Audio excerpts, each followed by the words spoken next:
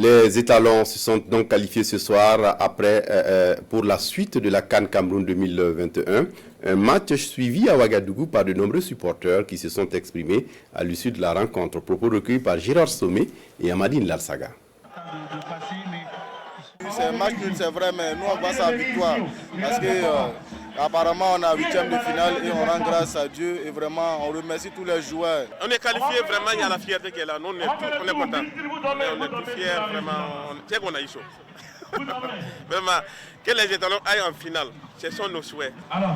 Ils ont joué, mais vraiment, ce n'était pas le match qu'on attendait. Oui. C'était de faire mieux et gagner ce match. Imaginez-vous si la CAP aussi avait gagné. Les étalons allaient revenir à la maison. Bon, moi en tout cas, je ne suis pas dessus. Parce qu'ils ont fait de leur mieux. En tout cas, ils ont bien joué ce soir. Donc ça va. Franchement, on devrait marquer plus que ça. Zakaria Sanogo, même il est rentré au dernier minute, mais je sens que vraiment, il s'est donné au fond. Vraiment, ce n'est pas un match qu'on s'attendait. On s'attendait à plus mieux. Voilà, quand il s'imagine que le Cameroun s'est imposé 4-1 et l'Éthiopie s'est imposé 1-0 face à l'Éthiopie, on pense bien que nous, on devait gagner. On s'est qualifié, mais vu le match de ce soir, là, moi, en tout cas, je ne suis pas confiant. Mais on leur souhaite bonne chance pour la suite. Dans l'avenir, il va falloir corriger beaucoup de choses. Il y a beaucoup de déchets techniques qu'il y a eu ce soir qu'il va falloir corriger dans l'avenir ici. En tout cas, on veut aller loin dans cette compétition. Voilà donc malgré une victoire des supporters qui restent sur leur faim. Mahamadi Wena, bonsoir. Bonsoir Fousseni. Vous avez commenté le match pour les téléspectateurs de la RTB. Et pour vous, quelle analyse vous faites de cette qualification des étalons au 8e de finale? Il faut dire que c'est déjà la 4e fois que le Burkina arrive à se qualifier pour le tour suivant au niveau de la CAN, en 98, 2017 et avant 2013 où on a été en finale. Et c'est déjà un pas positif en 12 participations. Ce n'est pas si simple que ça. Mais il faut se dire que pour cette fois-ci, c'était un peu laborieux. C'est un peu laborieux si les Burkinabés ont fait une bonne entame contre le Cameroun.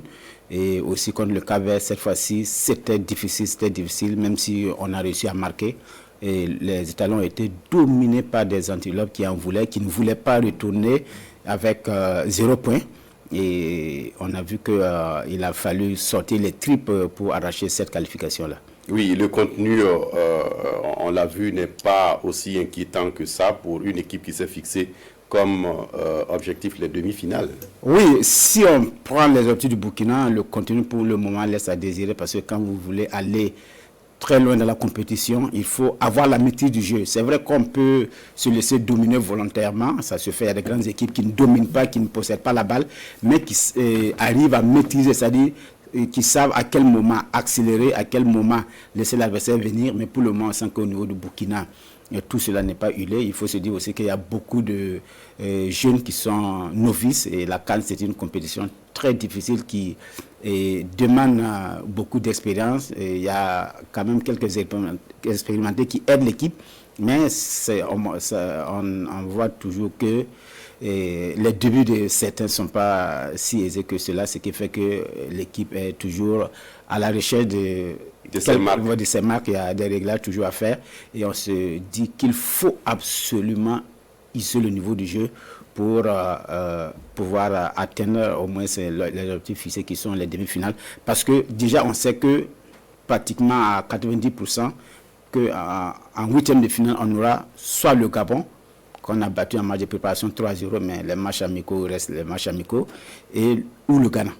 Le Ghana qui est un adversaire qu'on connaît, que ce soit en 2013 ou en 2017, ces dernières CAN, on a réussi à éliminer cet adversaire-là. Donc, on connaît pratiquement nos adversaires, parce que le Maroc, qui est déjà au-dessus, risque de rester première de la poule C. Oui, et on l'a vu dans l'élément de Amadine Lalsaga, les réactions des supporters. Il y a des déchets, et pour vous, avec l'œil certainement du fan de football, quel aspect certainement les nôtres doivent pouvoir améliorer pour espérer atteindre leurs objectifs? Déjà, au niveau de l'attaque, on ne sent pas une attaque qui arrive à combiner. Vous savez, maintenant, pour déstabiliser les défenses, il faut des combinaisons, un jeu en triangle, ou bien avec les latéraux, on fait des retraits. Il faut travailler cela, et aussi, il faut plus de sérénité au niveau de la défense. On a l'impression, surtout dans ce match qu'on a vu ce soir, que notre défense a tendance à ne pas rester sereine et à jouer avec le feu. Parce qu'on a l'impression qu'à des moments, on se dit qu'on est au-dessus de l'adversaire et on se permet des dribbles ou des passes inappropriées, et cela crée souvent des dangers. On a vu sur une action, une eût été le gardien Farid où Steve Yago s'est laissé surprendre, était le gardien qui a été vraiment présent, qui a été pour moi l'homme du match, le bonhomme côté burkinabé qui a permis ce match nul-là. Et la prochaine étape, c'est la semaine prochaine. Oui, la semaine prochaine, ce sera le 23. Le 23, le Burkina qui entame ses huitièmes de finale, le 23, contre le Gabon ou le Ghana. Le Ghana. Mais à une peut-être exception près le Maroc, mais je pense que ce sera soit le Gabon ou le Ghana. Merci à vous, Mamadi Bena, d'être venu nous donner ces éclairages. Je rappelle que les étalons qui se sont qualifiés pour les huitièmes de finale à cette CAN Cameroun 2021 et en se quittant dos à dos avec les antilopes d'Éthiopie. Merci d'être venu. Et pour la suite du journal, le ministre en charge de la Santé était ce matin à la Chambre de commerce du Burkina. La démarche s'inscrit dans le cadre d'un plaidoyer à l'endroit des responsables d'entreprises pour une plus grande attention dans la prévention du Covid-19. Le point de la rencontre avec Salif Belem et Caroline Marie. C'est une visite de courtoisie et de plaidoyer. Face au patronat, le ministre en charge de la Santé souhaite une année sans Covid-19 et de demander l'implication des entrepreneurs pour soutenir les efforts du département en charge de la santé. La sortie du ministre vise aussi le renforcement de l'offre en soins de santé par un apport plus accru du secteur privé en termes d'investissement. Nous avons souhaité repositionner la lutte contre la Covid-19 à travers le respect des mesures barrières et l'engagement pour la vaccination contre la Covid-19. Nous avons souhaité l'accompagnement du secteur privé à travers la vaccination des membres, mais aussi des travailleurs du secteur privé. Car plus les agents seront en bonne santé, mieux ira pour le climat des affaires au Burkina Faso. Aussi bien pour la contribution à la lutte contre la propagation de la Covid-19 que pour les investissements dans le secteur de la santé, les employeurs ici réunis se montrent sensibles. Nous lui avons rassuré de notre engagement à soutenir donc les efforts du ministère afin non seulement de faire vacciner nos employés, nos collaborateurs, nos partenaires, mais également les encourager eux aussi à faire vacciner leurs familles afin qu'ensemble nous puissions réduire le taux de contamination dans notre pays. Cette visite du ministre en charge de la Santé arrive à un moment où les premiers responsables de la Chambre de commerce et d'industrie se disent engagés dans les actions de sensibilisation contre la propagation de la pandémie, eux qui disent avoir payé un lourd tribut du fait des impacts socio-économiques de la Covid-19 à son apparition. Et toujours en santé, je le disais en titre, une trentaine de chirurgiens formés sur la technique de la chirurgie laparoscopique, une technique innovante mais encore peu pratiquée au Burkina et dans la sous-région. C'est le professeur Adama Sanou qui a initié cette session qui devrait aider à une meilleure prise en charge des patients. Mais en quoi consiste la technique de la chirurgie laparoscopique? La réponse avec Amadou Marcelto. Des médecins spécialistes effectuent leur entrée à l'école de la chirurgie laparoscopique de Ouagadougou. Le temps de s'approprier davantage les techniques de base, l'appareillage et les complications de cette opération, avec à la clé un diplôme universitaire dans le domaine. Nous allons faire la pratique sur l'animal, nous allons faire la pratique aussi sur, disons, des éléments inertes, et nous allons aussi demander aux apprenants. Nous avons identifié des endroits où se fait la chirurgie laparoscopique, dans le CHU Tengandougou, CHU Yalgado et d'autres structures, même privées au Burkina Faso. Ça permettra de voir les apprenants participer à des interventions dans ces endroits-là. Et à la fin, nous pourrons leur délivrer un diplôme qui va consacrer le début de leur carrière en chirurgie laparoscopique pour offrir le meilleur aux patients. Repartie sur une année, cette formation relative à la chirurgie assistée par vidéo, pour sa première, concerne la chirurgie digestive et endocrinienne, l'urologie, la pédiatrie et la gynécologie. Dans la salle, il y a des chirurgiens qui sont déjà en exercice, il y a des chirurgiens qui sont en formation. Donc tous ceux-là sont dans cette salle-là pour bénéficier de cette spécialité, surspécialité qui est de pointe, afin de réduire la douleur chirurgicale, afin de réduire le temps de séjour dans le lit d'hôpital, afin d'éviter aussi des plaies avec des risques d'infection après la chirurgie, mais également la reprise assez rapide des activités professionnelles après cette chirurgie. À terme, cette session de formation permettra de renforcer les compétences des chirurgiens dans la maîtrise de la chirurgie laparoscopique, une technique privilégiée pour les interventions abdominales. À l'école privée de santé Wenpanga, c'est une cuvée 2022 qui achève sa formation. Une formation de 3 ans pour les uns et de 2 ans pour les autres. Il s'agit de plus d'une centaine d'agents formés en sciences, en soins et infirmiers obstétricaux, mais aussi des agents en santé communautaire. L'ambiance de la sortie de promotion avec Amadine Lalsaga. C'est la toute première cuvée des filières licences en sciences infirmières et obstétricales de l'école privée de santé Wenpanga. 81 infirmiers, 50 sages-femmes et maïoticiens de la promotion 2018-2021. Avec eux, 45 agents de santé communautaire qui effectuent leur sortie de promotion. Ils sont au total 176 agents de santé, toutes filières confondues, prêts à servir. Il y a eu beaucoup de difficultés, vu que c'est la première promotion, il y a eu des problèmes pour mettre le système en place. Mais actuellement c'est fini, on est très heureux, on est reconnaissant envers l'école qui nous a vraiment soutenus, surtout le fondateur qui nous a permis, nous promotion de 2017, pour ceux qui veulent de reprendre pour avoir la licence, et il l'a fait gratuitement. Le serment d'Hippocrate est bien beau, mais dans son application, il y a souvent des dérives. Et aux représentants du ministre en charge de la Santé d'inviter les nouveaux formés au strict respect de l'éthique et de la déontologie. Nous venons de recevoir près de 176 agents qui vont rentrer dans la vie active sur le plan de la santé. Ça ne fait que renforcer sur le plan qualitatif et la prise en charge du personnel, aussi bien au niveau privé que public. L'école privée de santé Wenpanga a une dizaine d'années d'expérience et a contribué à la formation de plusieurs agents de santé. Autre actualité dans ce journal, le ministre en charge de l'urbanisme sur le chantier des travaux d'aménagement du Marigot-Kadiogo, du canal de Tanguay, mais aussi de l'aménagement du parc Bangrewego. Une visite pour se rassurer de la bonne exécution des travaux sur le terrain. Roger Kam, Ahadi Sandamba. Pont Anayeli sur le canal Kadiogo au 10e arrondissement de Ouagadougou. Ce canal en plein chantier draine plus de 70% des eaux pluviales de la capitale burkinabé. Maître Benouwendi Stanislas Sankara est venu constater de visu l'état d'avancement des travaux entrant dans le cadre de la phase 3 du projet d'aménagement de l'exutoire à l'intérieur et en aval du parc urbain Bangrewego. Si à terme, effectivement, avec tout ce drainage-là, l'eau n'est pas collectée, bon, c'est une déperdition.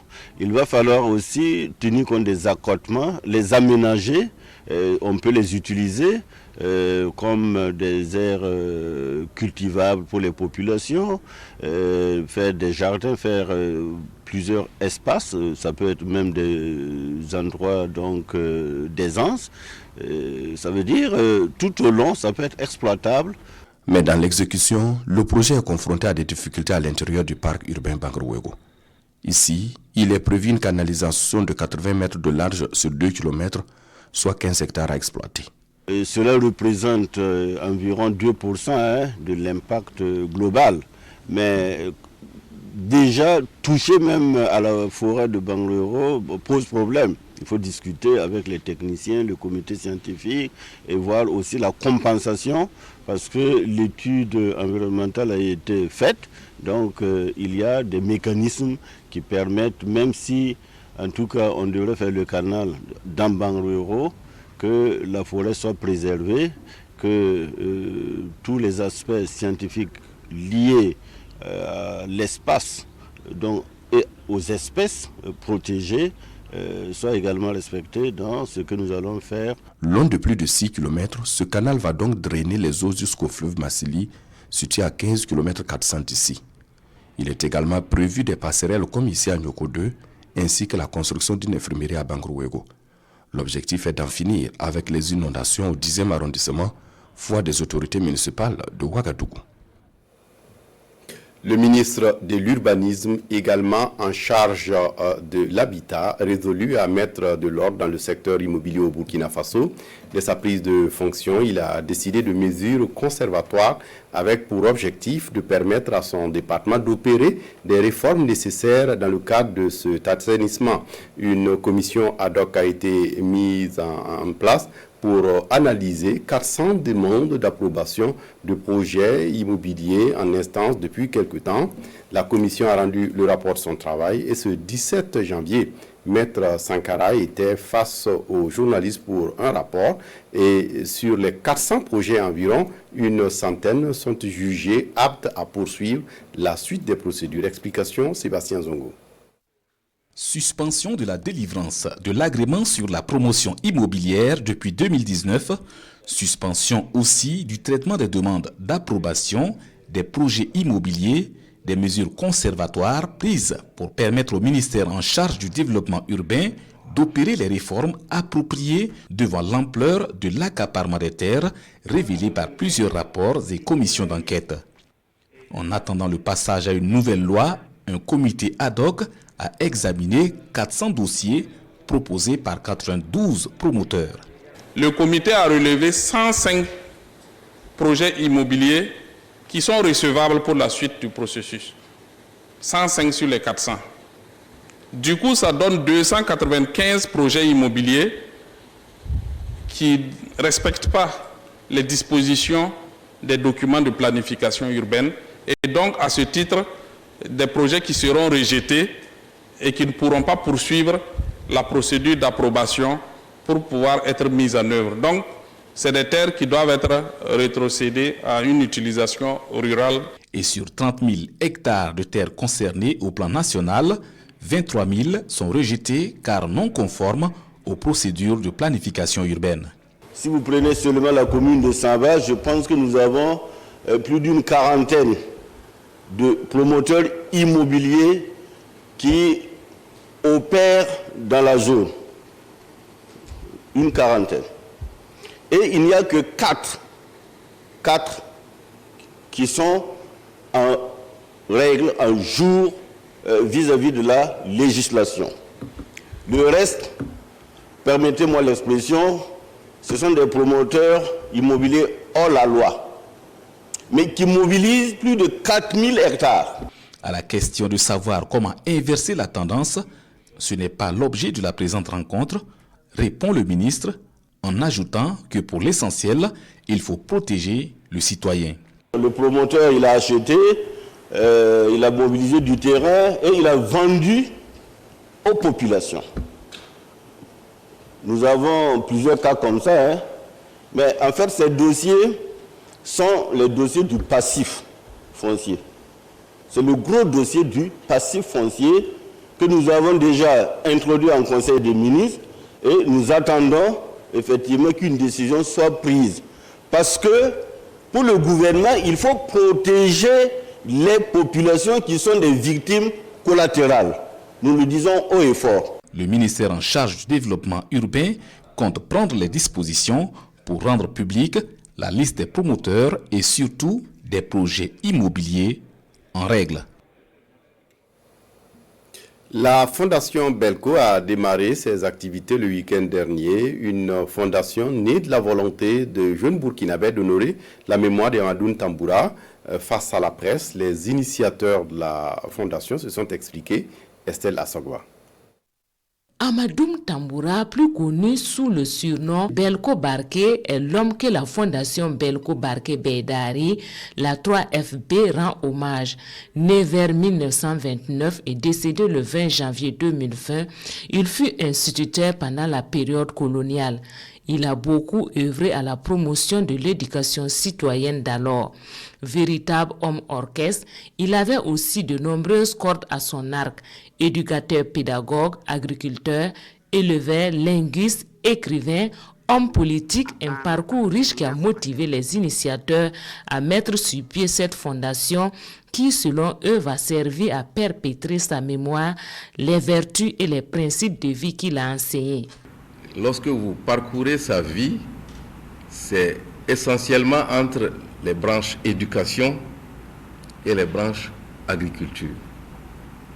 Donc ça explique un peu les choix de la fondation de s'axer sur l'agriculture et l'éducation. Pour un début, la fondation va axer ses interventions dans la région du Sahel. Pour le moment, on veut démarrer dans la zone qu'on connaît le mieux. C'est pour ça qu'on a parlé du Sahel. Mais dans les textes fondateurs et dans les statuts, c'est une emprise nationale. C'est le samedi 22 janvier prochain que les membres de la Fondation lancent officiellement les activités. Une cérémonie cumulée par la pose de la première pierre de la construction du siège de la Fondation 6 à Tampuy. Les membres vont aussi procéder à la dédicace du livre intitulé « Sur la route de l'école, la destinée », l'un des manuscrits que l'Ulysse disparu a légué pour la postérité.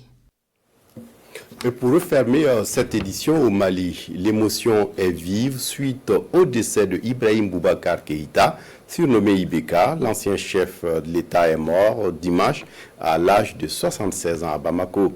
Les émotions donc à Bamako après le décès de Ibeka que je vous invite à suivre.